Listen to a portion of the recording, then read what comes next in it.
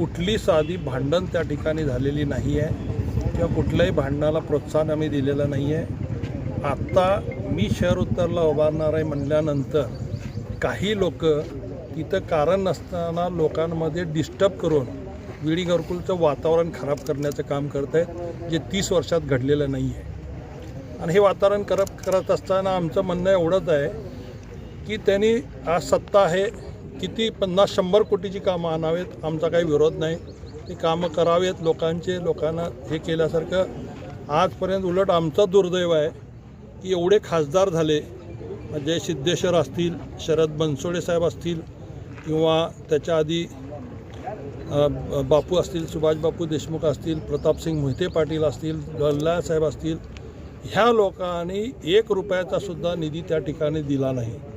विजय देशमुखसुद्धा 20 वर्ष झालं आज तिथले आमदार आहेत, 5 वर्ष पालकमंत्री होते।